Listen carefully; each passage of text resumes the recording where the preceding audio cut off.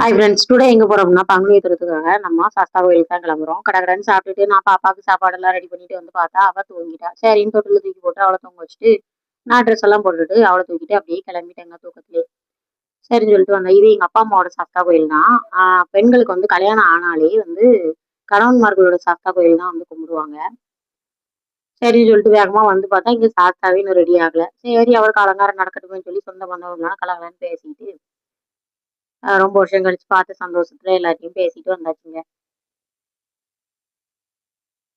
நல்லா ஜாலியா இருந்தோங்க எல்லாருமே. ஆனா வெயிலு சரியான வெயிலுங்க. சும்மாவே நம்ம ஒரு சுமார் முதுகுமாரு.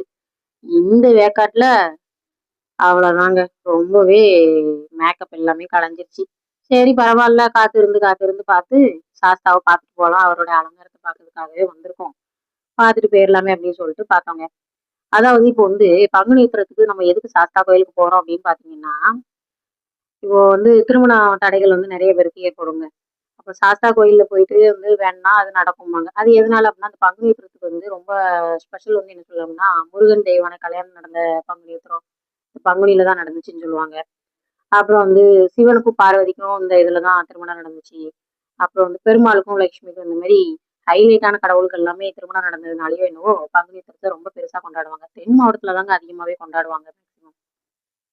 அதனாலயே அவங்க திருமண தடைகள் எல்லாமே நீங்கி, இந்த பங்குனி உத்திரத்துக்கு வந்து பூஜைலாம் பண்ணாங்க அப்படின்னா, கல்யாணம் நடக்கும் அப்படின்னு சொல்லி சொல்லுவாங்க. அந்த காலத்துலேருந்து இந்த காலம் வரைக்கும் அதான் சொல்றாங்க. இன்னொன்னு கல்யாணம் ஆனவங்க வந்து எதுக்காக வருவாங்க அப்படின்னு பார்த்தீங்கன்னா, குடும்ப வாழ்க்கை நல்லா இருக்கணும். எந்த கஷ்டமும் இல்லாம பாதுகாத்து நல்லபடியா எல்லாமே இருக்கணும் அப்படின்னு சொல்லிட்டு வேண்டதுக்காக வருவாங்கங்க. அதுக்காக தான் பங்குனி உத்திரத்த வந்து பங்குனி மாசத்துல கொண்டாடுவாங்க.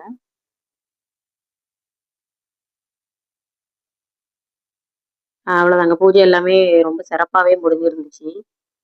அலங்காரத்த நீங்களும் நான் பார்த்தது அலங்காரத்த நீங்களும் பாருங்க. என்னுடைய ஃப்ரெண்ட்ஸ் எல்லாருமே பார்க்கணும்னு சொல்லிட்டு தான் நான் உங்களுக்காக தான் வீடியோ எடுத்திருந்தேன்.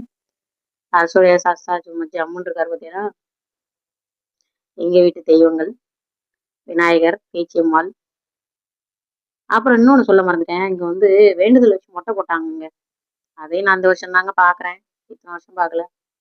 ஏன்னா பூஜை முடிஞ்சோன தான் எப்போதுமே வருவேன் நான். இந்த டைம் தான் கரெக்ட்டா வந்துருவேன். கரெக்ட் சொன்னேன் பார்த்தீங்களா?